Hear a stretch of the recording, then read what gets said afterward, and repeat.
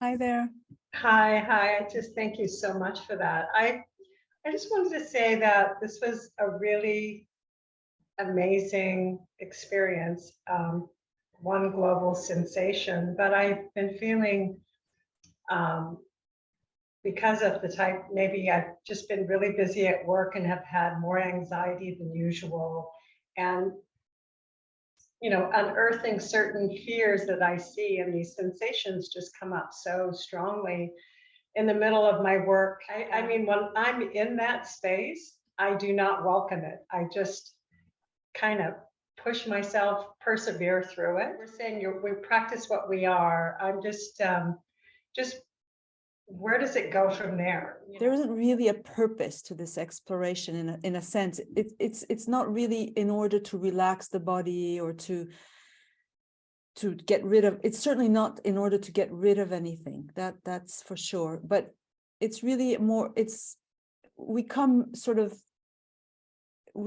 to share our true nature. You could say we come to honor our true nature.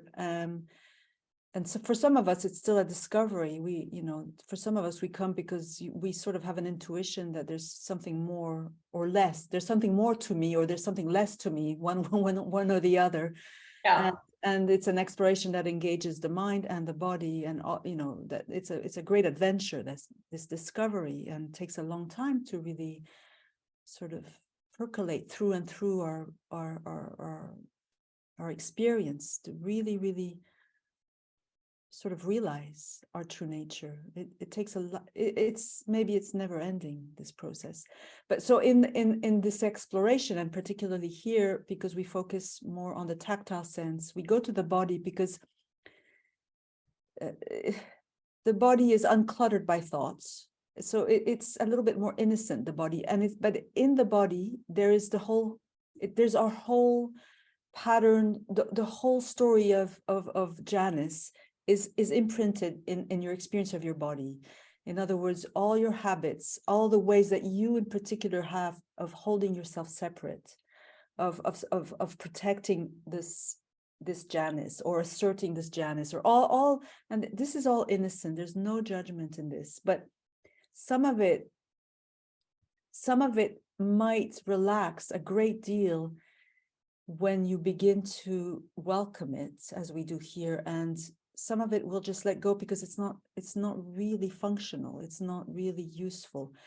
So that will be easy. Other habits are tenacious, and for all of us, out there in the world with our relationships, our work, whatever, we get triggered, or we've had very difficult histories that are still very active in our bodies. So there's no some of these tensions and habits of suffering, they don't relax very easily, and that's okay. It's just the way it is. But the more you sort of give yourself, follow your interest, which brings you here today, and the more you really follow your interest, so also including the body, where here in a way you were taking a sort of bath together, a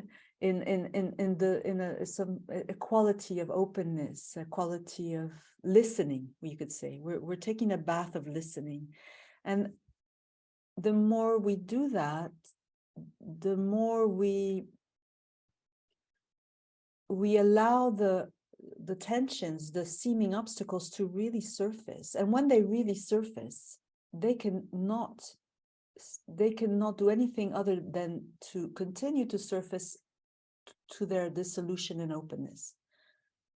That's not to say that they then don't recoalesce, but there's still going to be an echo of tranquility after these sessions, or an echo of peace, an echo of openness, an echo of relaxation that over time, I don't know, it's like a whisper that you hear in your daily life. Or perhaps, for example, if you have a situation that's triggered at work, you mentioned work, and it triggers anxiety, well, you will become more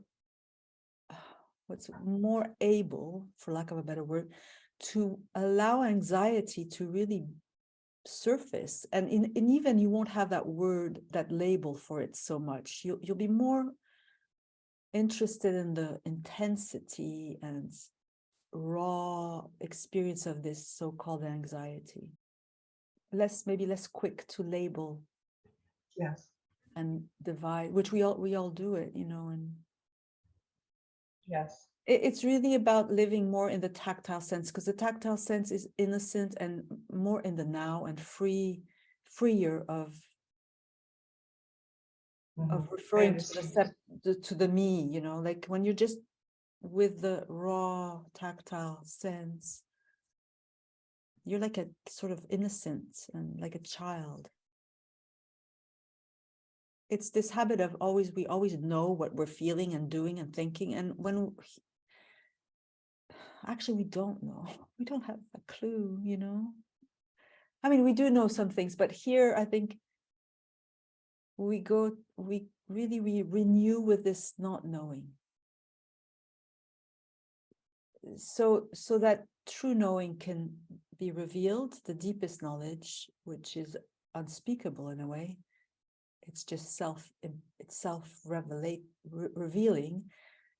But also out there in our more relative life, we will need to know things like how we feel or what we think about something, but we will be more, our listening will be wider and less quick to grab for something I know, so I can be safe in my knowledge of what this is and how I feel.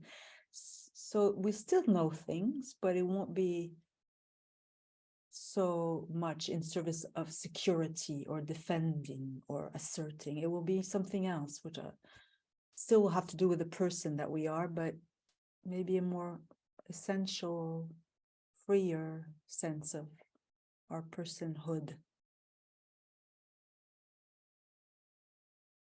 That's enough, Ellen.